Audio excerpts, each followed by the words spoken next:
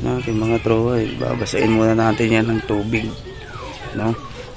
Okay lang naman na mabasa itong ano natin, pero mas sigurado kung hindi nyo napupuruhin na basa itong alternator natin mga tropa pits, no? Kahit dito okay lang nabasain kasi silyado naman yan. So umpisa na natin. Ayan mga tropa pits, so babasain lang natin yung engine bay natin para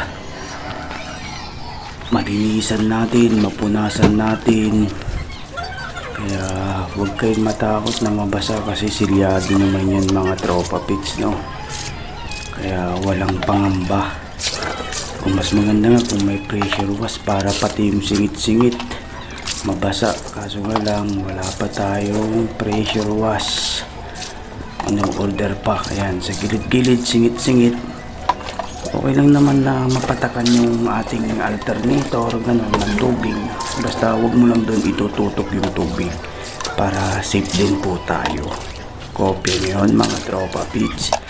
So bubuhusan muna natin to ng tubig, tapos sasabunan. Copy nyo. Ayun, okay na mga tropa pits, sabon na. Yan, so mayroon tayong Kasuki engine degreaser. Gamitin natin to para dito kay Darnet. Ayan, halo ko lang sa tubig, tapos pupunasan na natin yan mga tropa pits. I-mix ko muna to sa tubig mga tropa pits. Naihalo ko na dito yung engine degreaser natin, tapos pupunasan na natin to mga tropa pits. Ayan, para mawala yung mga ganyan, no? Diba kahit nabuhusan na ng tubig, mayroon pa rin mga putik-putik. Ayan, so punasan lang natin yan, tapos banlawan. Yan yung alternator ko. Ayan mo na yan. Sira kung sira, it's a prank, pero silyado naman yan mga tropa pits. Open yun. Ito yung air filter housing. Ayan, so na-miss ko na talagang i-engine wash ang ating Almera. Ngayon lang nagkaroon ng panahon.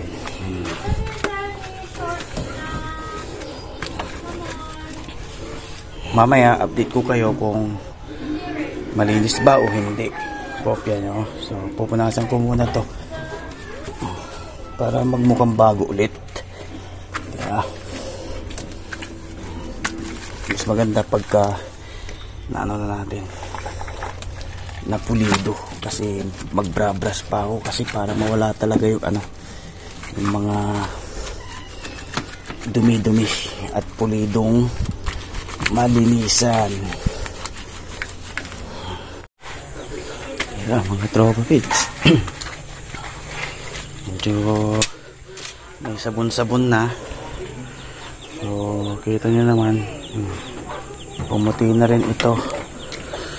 Ayun na, itim yung mga singit-singit, hindi ko maano malinisan.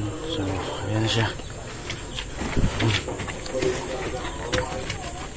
Ito ayan, pero dudublihan ko pa to pagka umuwi ulit.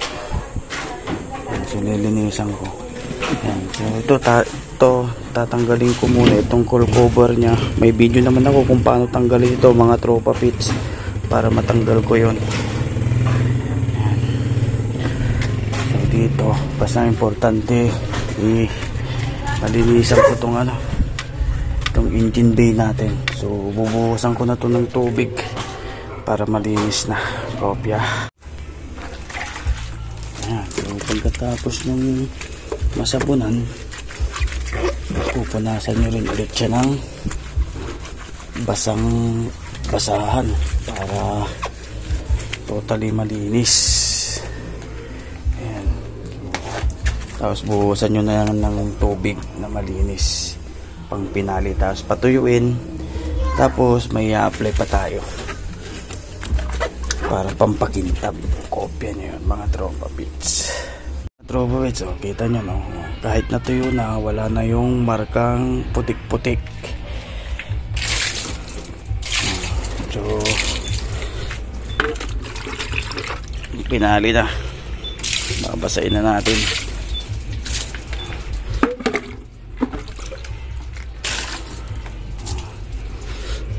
basahin na natin yan para mapatuyo na.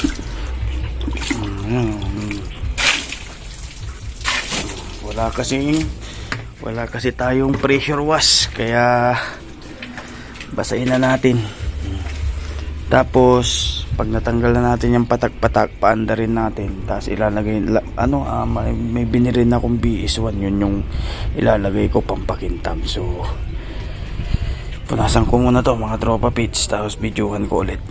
So dahil wala ako yung pambuga, yung panghangin mga tropa pits, hindi ko kasi nadala kasi naiwan dun sa Metro Manila. Ito punas-punas.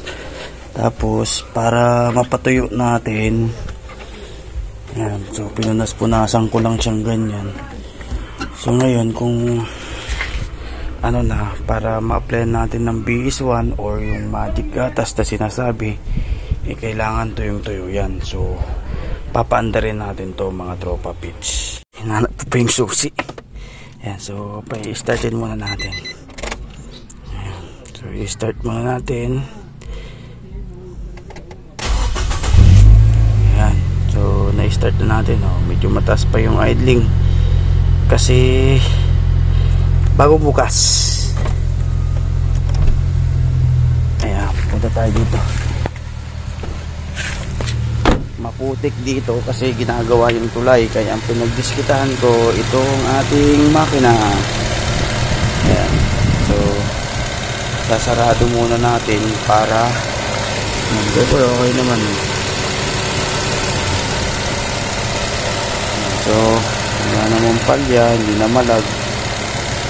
So sasarado ko muna para matuyo, para ma-applyan na natin ng BS1. Ayan, so nalinisan din yung dito, itim-itim yan. So ito hindi ko matukot kaya medyo putik-putik pa. Saka na lang kasi aayusin ko tong wiring nito ayusin ko rin tong wiring ng busina. Kumbaga ano lang din yung time ko, kaya yung mga madali ang kabit lang. So tatakpan ko muna para tapos to nilagyan ko na rin pala siya ng ganyan.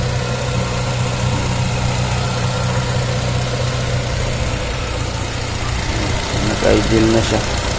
Sasarado ko muna para tuluyang uminit at matuyo. Kopya i-update ko kayo mamaya kung mag-a-apply na tayo ng BS1. Copy. Si Darnit napalaban sa putik. Ayan grabe, putik na putik. Ayan, so pinapa-start ko lang muna. Tapos ayan, so ganyan yung upgrade niya. Lazada setup lang yan mga tropa pits, So hintay lang natin na uminit. Ayan mga tropa pits. So tuyo na, kaso hindi siya ganoon kakintab, di ba?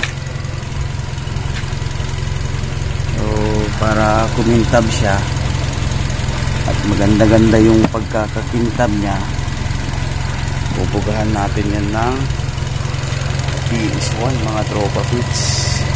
Okay, BS1 lang ang katapat.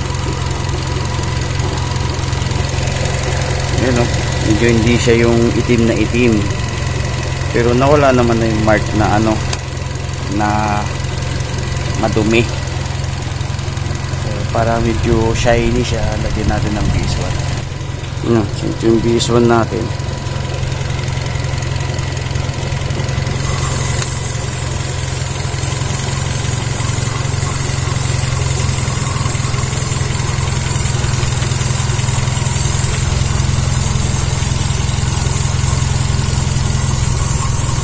Maganda pag ikaw yung maglalagay, ikaw yung maglilinis,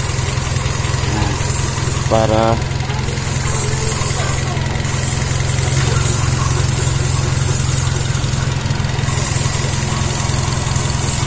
diba?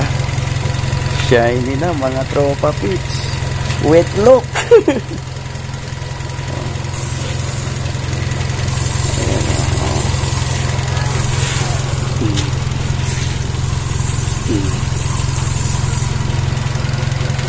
Ayan.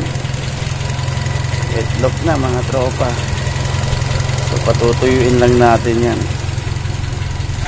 Ayan, so tinakpan ko muna habang umaandar. Tapos buksan natin mamaya mga tropa pitch. Ayan, so ito kung naalikabukan na, ito yung basahan lang yung pampupunas mo at makintab na ulit. So ayan, umaandar, glossy look. Ayan. Hanggang na lang guys, maraming salamat mga tropa pitch. Umaandar yan So kailangan ko na rin palang i-change oil to. So maraming salamat.